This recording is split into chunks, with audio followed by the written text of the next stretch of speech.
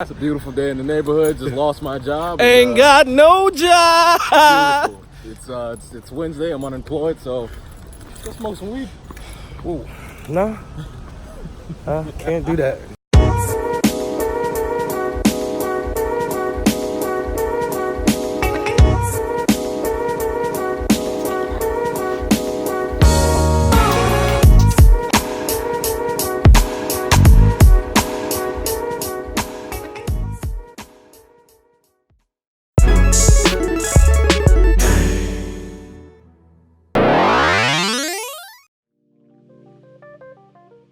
You know what this tastes like? I'm sure you're gonna tell me. I have my own idea, but what does it taste like? Unemployment. I wanted to ruin that joke for you so bad. It's slick depressing. Oh yeah. But it's like, it's got a little bit of a sweetness to it. Like, How? Jack Daniel's honey. Oh yeah. Now you're talking my language. You know, it's sweet, but it burns. Not so much. Well, I don't drink alcohol like that. But Wimpy. so we got fired. Fired! You know, it was a Not fired. we got laid off, Laid off. but we're still unemployed, so But it's better than being fired. the company is Going into the dirt. tanked. Trash. Kaput. Just gone. Kablooey! Alright, so Shitty. So I work for the job. Are we gonna? Can't mention. What can we not mention? anything that do. All right. So let's do. Anyone else. First, we'll start with a list of things that we can't mention, so everybody's on the same page. We will not say the company's name. We will not say the profession and what we did exactly. Basically, all the stuff you want to know, we can't say. It's on Indeed. It's Yeah. on LinkedIn, Glassdoor. Yeah. You know. You find that, you find us. No, you won't, because we got laid off. I was with the job for a year and 7 months, and that leaves you what? A year and 4 months. Thought we had time put in. We thought we crossed the year threshold, so we're important people. It's not the case at all. Basically, it was a job where we work from home primarily, but we do go out into the field and interview quite a few people. Telework. Yeah. And then after we interview them, we just go home, type it up, and send it to our higher ups. What would you say? They couldn't manage their budget, or like how would you work? Our higher ups couldn't manage their budget, couldn't manage their company. We're micromanaged. And the rules that were set forth by the company were very inconsistent. They changed all the time and changed back. There was no enforcement. So a lot of things that should have been discussed and put into, I guess, an authoritative manner were not. So there was a lot of confusion within the company. Yeah, it's kind of been that way since we started. They're such liars. It's crazy. It's crazy. They laid a bunch of people off in February. And then they were like, all right, we're done laying people off. They at least warned us about that before they did that. They did give you a warning back in February. And then they were like, all right, we're good. Everybody's job is safe. And then June came around and they did another round of layoffs. There was somewhat of a warning for There that. was a warning for that. We kind of knew. Yeah, we kind of knew. And then they laid everyone off in June. And after that June layoff, they were like, all right, we know we told you the first time we was done. But this time, we really done. I tried to leave the company after the first one. I told them not to, being an idiot. I thought if we show loyalty, they might show us loyalty. I was like, if we go to another company, we'll be at the bottom of their totem pole. So if they do layoffs, we're going to get hit. At least I'm at the bottom and secure. The problem with this company that I have is the fact that you have all these people that you mass hired, by the way. You bring them in, you give them what was told by some as poor training, which it felt like, because Extremely poor. I did not pay attention during training. There was no reason for me to pay attention during training. That training was like of a peasantry level. It didn't even feel like, well, in college you had to kind of pay attention to like pass the test. Passed that test without paying attention. The training applied to the job, but it wasn't efficient in directing you and like properly showing you how to do the job in like live action. The training scratched the surface. Scratch, like If you like were an angry girlfriend scratching your car. It didn't even scratch it like that. Yeah, That at least leaves a mark and you can remember that. Nah, like a dog's nails on like your window. Not even that. Wow, I'm It's running out of. it scratched it like, metaphors. you know, like if you met a baby and the baby had little baby fingernails. Okay. And it scratched you. I've never been scratched by a baby. Exactly. That's how the training felt. It didn't leave a mark. It's pretty terrible. It didn't leave a mark. So when I actually got into the field, I'm like, oh, Yeah. there's a lot going on that training did not tell me. Yeah. A lot. Yeah. So, training was so bad that if you lived on your own, you would have got fired. But it's like, bro, I have never done this before. Y'all didn't explain anything to me thoroughly. And I'm supposed to get paid doing this? I busted my ass on the second half of the year from when I actually started catching the hang of this is what I need to put in, this is what I need to leave out, this is what I need to do, this is what I don't need to do. So started catching my stride within the job, doing well.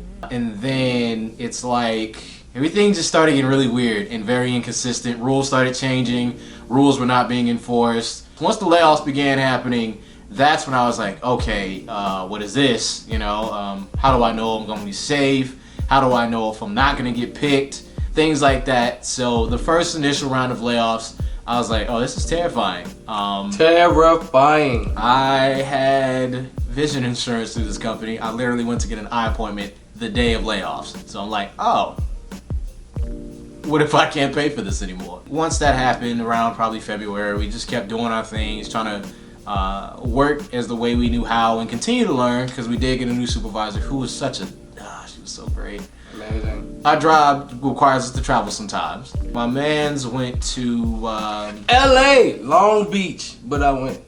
LA's not Long Beach, but I know. I was sent to Long Beach, but I went up to LA because it's only like 20 minutes. So with this travel, there are sacrifices that you have to make because, you're traveling away from your home for an allotted amount of time. Periodically, allotted amount of time. So he was gone for 3 weeks. I was gone for a month. He was in California. I was in Tucson. Arizona. There's a whole video on this. You should check it out. Tucson, yo. So Tucson's not bad, whatever.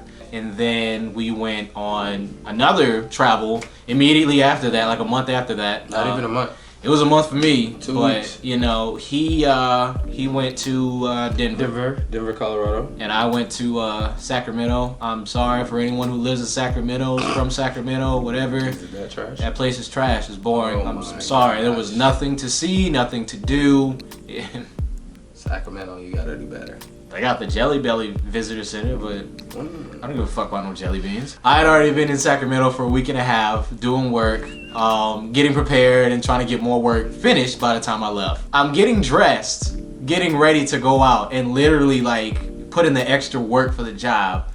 And I get Grouping. notifications from the work group me. Hey, I've been laid off, this, that, and the third. They did another round of layoffs. They didn't tell nobody, so I'm like, I should be straight. I'm at home sleep. He FaceTimed me. He was like, hey, yo, did you look in the work group me? And I was like, nah, bro, I ain't did nothing. And so I go looking, he was like, just so you know, they doing layoffs again. I was like, oh, all right, cool. And when I'm checking my email, I got this nice little email from my supervisor that she got from her higher up saying, hey, yo, but as of August 7th, your position is no longer available. So I call him, FaceTime him back. I was like, hey, yo, bro, they let me go, dog. They let me go. So at that point, I'm freaking out. I'm like, maybe they got us with a double whammy. I see an email from my supervisor Talking about some wham, bam, and no ham, just Instagram. August 7th. I guess what really kind of just pissed us off was the fact that we were lied to like 3 weeks. 2 weeks. 2 weeks. 2 weeks. Either way, it was less than a month before we had already got off a company-wide conference call saying, hey, Everybody's safe. everyone's safe. We're not doing any layoffs. We're not doing anything like that. You should be straight unless we have to do anything else again. On a Wednesday, a random Wednesday, no warning, no nothing. I wake up, my job is gone. Go. I'm like, well, hell, I'm in California. What am I They supposed to laid do? mans off while he was in California working for them. I still had a week and a half left. What would you do if you were in another state where you were required to work and then you find out by the time you get home, I literally just got back this weekend, by the time you get home, you won't have a job anymore? What would you do? for the remainder of your time there? What would you do? I thought so. So you know, it was depressing at first. I shed my tears. Like the next day, I was like, wow, what the hell? We moved here for this job. That's a long trip. How did it feel to you, I guess, to just find out like you just randomly got laid off with no reason, no explanation, nothing of your own doing? Like, how did that feel? It just blew me, dog. Like, I got an email saying, yo, it's OV, like, it's rap. Like, you got 2 weeks. And I'm like, bruh, like, it didn't mess me up as bad as I thought it would, because in the back of my mind I had already been preparing mentally, kind of, since the first layoff in February and the second one in June. The first one, I cried. For real. Our situation is different. Everybody's situation is going to be different. But we don't live at home. We don't live in the same city as our parents. No disrespect to anybody that's living with their parents. Do it. Live with them. Save that bread. It's about a 10 You know what I'm saying? Appreciate the love. But we 3-4 states away from our homes. You know what I'm saying? Like, and we stuck in the lease. You know what I'm saying? Like, we signed into that thing. I didn't know what to do, but I also had a lot going on, and going on as far as like trips that I had planned. So I still haven't even felt all of it, the full blunt of the blow, because I haven't had time to sit down and think like, bro, I really don't have a job, y'all. Like, everybody think I'm great because I'm making videos. I'm making videos because I'm not good. You know what I'm saying? But this is the one thing that like I can do right now that gives me a little bit of joy. So when folks comment, when y'all comment, like, subscribe, share, all that shit, that's like support, bruh, threw me for a loop. I still don't have it planned out. My resume not together. It's not how I want it to be. Everybody getting fired, so now jobs are closing because people are moving faster than me, and that's on me. But I kind of want to break. It was low key relieving. You know what I'm saying? I felt like I was getting out of a very toxic relationship. Oh man. I was like, yo, y'all stressing me out. I'm too young to be stressed. What did you think when you saw the email? Alright, so I was a little confused because I had been working so hard up until that point. I was at the top of the team for like 3 straight months, you know what I'm saying? So it was days where when I wanted to do nothing, I would be locked away either in my room or at a Starbucks somewhere doing what I had to do to meet the requirements to keep the job. So I'm like, okay, now it's like, was I even worth it? Was I of value to the company? Did y'all even look at my name? Did y'all care?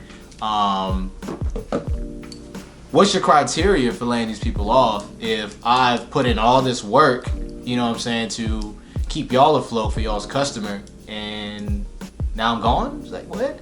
And then I guess what made it harder was that I'm in California. Like, you're not even at home and you do I can't even set up like the interviews that I need to. Yeah. I can't go out and put my resume anywhere. I'm not even home. Like, yeah. I don't have time. I can't afford to be broke. As funny as that sounds, I cannot afford to be broke. You hear about layoffs, but nowhere in your millennial mind are you ever like, I'ma get laid off. I just got my pink slip. We out of a job. That's all I know. No, I'm not okay. I was out on the beach with my thighs out. Unemployed. That's pretty zesty. And when I say like tomorrow's never promised, I don't mean just for your life. I mean for anything. Your car can be gone. Your wallet can get stolen. You could drop your phone in the toilet, and that's it. So nothing is promised for you. Not even your damn job. Imagine how a layoff, an unexpected layoff, is affecting somebody who's got a family, or you know what I'm saying, who's got a family, hella kids, and you know what I'm saying, this was the only, or the major income for the household. You know Imagine what I mean? if you just bought a house and now you don't have a job to finance it. Son, I was finna buy a big purchase, and that job was gonna be what paid for that. I would be in the hole right now if I had swung that. You know what I'm saying? Like, So crazy. always, you just gotta always stay prepared for anything, even though you're probably not gonna be prepared for it. It's just gonna happen. Even when you think that you're doing so good and things are looking so great, it can all be gone. Life is gonna beat your ass.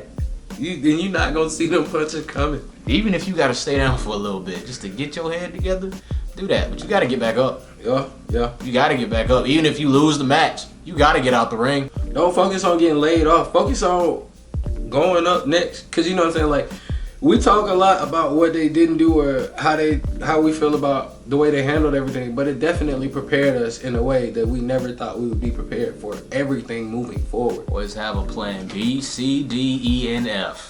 So, you know what I'm saying? Keep your head up. You know what I'm saying? Layoffs happen. That's a part of life. The good thing about a layoff and not getting fired is the fact that it wasn't your fault. And when you put that on the application, it's gonna be seen as not your fault. You can always bounce back, even from being fired. If you got laid off, if you quit, if you got fired, that just means it wasn't for you in the first place. Everything has a purpose, and it served its purpose. Now it's time for you to move on, move up. You know what I'm saying? Make it happen.